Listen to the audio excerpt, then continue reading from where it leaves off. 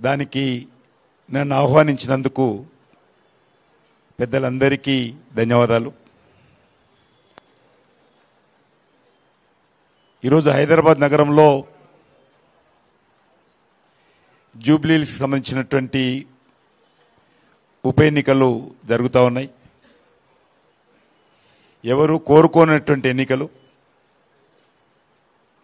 ఈ ఎన్నికల్లో 3 ప్రధానంగా రాజకీయ పార్టీలు పోటీ పడుతున్న విషయం మనకందరికీ తెలుసు. భారతీయ జనతా పార్టీ సంబంధించినంత వరకు జూబ్లీహిల్స్లో మేము ఎప్పుడు కూడా బీజేపీ తరఫున ఎన్నిక కాలేదు. స్వాతంత్రం వచ్చినప్పటి నుంచి ఇప్పటి వరకు ఎమ్మెల్యేగా జూబ్లీహిల్స్ నుంచి మేము విజయం సాధించలేదు. ముఖ్యంగా గత శాసనసభ ఎన్నికల్లో మా పార్టీ తరఫున పోటీ చేయడం జరిగింది. కానీ ఆ రోజు 2 ప్రధాన పార్టీల మధ్యలే అక్కడ ఒకటి కాంగ్రెస్ పార్టీ అజారుద్దీన్ కానీ, బీఆర్ఎస్ తరఫున స్వర్గీయ గోపీనాథ్ గారు కానీ. కాబట్టి అక్కడ 3rd ప్లేస్లో మేము రావడం జరిగింది. అదే ఎంపీ ఎలక్షన్స్ వచ్చేసరికి ప్రధాన పోటీ కాంగ్రెస్ బీజేపీ మధ్యలో ఉండింది. బీఆర్ఎస్ పార్టీ 3rd ప్లేస్లో రావడం జరిగింది. కానీ ఇప్పుడు జరుగుతున్నటువంటి ఎన్నికలు ట్రయాంగిల్లో ఉన్నాయి. నేను గత అనేక రోజులుగా కాన్స్టిట్యున్సీలో డోర్ టు డోర్ క్యాంపెయిన్ కానీ, చిన్న చిన్న గ్రూప్ మీటింగ్లు కానీ నేను పాల్గొంటున్నాను. ఓటర్స్లలో ఎక్కడ కూడా స్పష్టత ఇంకా వారికి రాలేదు. ఏవైతే సర్వేలు నిర్వహిస్తున్నారో ఆ సర్వేలు నమ్మకమైనటువంటి సంస్థలు ఏవి కూడా నిర్వహించలేదు. నేను సర్వేలన్నీ కొట్టివేయను, కానీ నమ్మకమైనటువంటి సంస్థలు ఏవి కూడా నిర్వహించలేదు. కాబట్టి నేను ఆ సర్వేలను విశ్వసించడం లేదు. జూబ్లీహిల్స్కి సంబంధించి ఈ ఉప ఎన్నిక మరి ఆ కాన్స్టిట్యున్సీకి సంబంధించి చాలా ప్రాధాన్యత ఉన్నది. స్వాతంత్రం వచ్చినప్పటి నుంచి అనేక సంవత్సరాల పాటు కాంగ్రెస్ పార్టీ జూబ్లీహిల్స్లో ప్రాతినిధ్యం వహించింది. 2014 నుంచి ఆ తర్వాత బీఆర్ఎస్ పార్టీ కంటిన్యూగా ఈ 11 సంవత్సరాలు అక్కడ నుంచి ఎమ్మెల్యేగా ఉన్నారు. కార్పొరేటర్స్ కూడా ఉన్నారు. కానీ ఈరోజు చాలామంది, కొంతమంది ముఖ్యమైనటువంటి వ్యక్తులు, మీడియా జూబ్లీహిల్స్ గల్లీలో తిరుగుతున్నప్పుడు మరి ఆ యొక్క డెవలప్మెంట్లో జరిగినటువంటి నిర్లక్ష్యాన్ని చూసి ప్రజలు, ముఖ్యమైనటువంటి వ్యక్తులందరూ కూడా ఆశ్చర్యపోతున్నటువంటి పరిస్థితి ఉన్నది.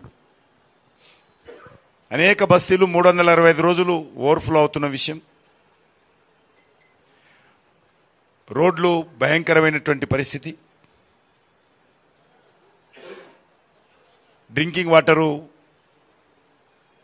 మరి పరిశుభ్రంగా లేకుండా డ్రైనేజ్ కలుస్తున్నటువంటి విషయం. నెలల తరబడి వెలుగనటువంటి వీధి లైట్లు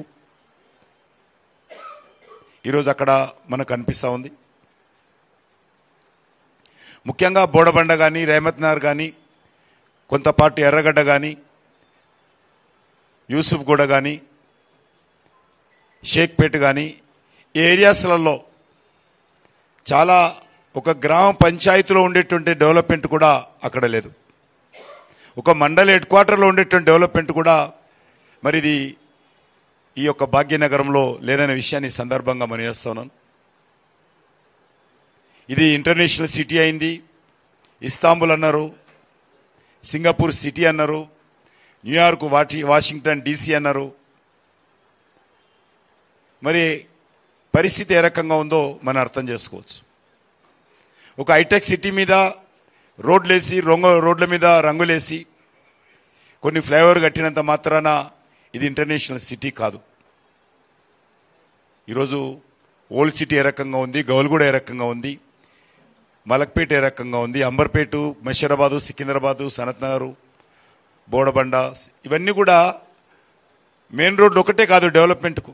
మెయిన్ రోడ్డు దిగితే బస్తీలలో చాలా సమస్యలు ఉన్నాయి. గతంలో నేను మొదటిసారి శాసనసభకు ఎన్నికైనప్పుడు ఈ జిహెచ్ఎంసీలో మిగులు బడ్జెట్ ఉండేది. బ్యాంకులో జిహెచ్ఎంసీ డబ్బులు డిపాజిట్స్ ఉండేవి. కానీ ఈరోజు పరిస్థితి ఏంటంటే వీధి లైట్లు వేయడానికి డబ్బులు లేవు. భారతీయ జనతా పార్టీ కార్పొరేటర్స్, మా పార్టీ నాయకులు పెద్ద ఎత్తున ఆందోళన చేస్తే 2-3 సార్లు ఒక్కొక్క కార్పొరేటర్ని పిలిచి మీకు 50 లైట్లు ఇస్తాము, మరి ఎక్కడ ఏమంటారో చెప్పండి అనేటువంటి పరిస్థితి హైదరాబాద్లో ఉంది. మీకు అందరూ తెలుసు, అరెస్ట్ అయ్యాం మేమందరం కూడా మా పార్టీ తరఫున. వీధి లైట్ల కోసమే కందిళ్ళు పట్టుకొని పోయాము జిహెచ్ఎంసీ ఆఫీస్కు మా కార్పొరేటర్స్.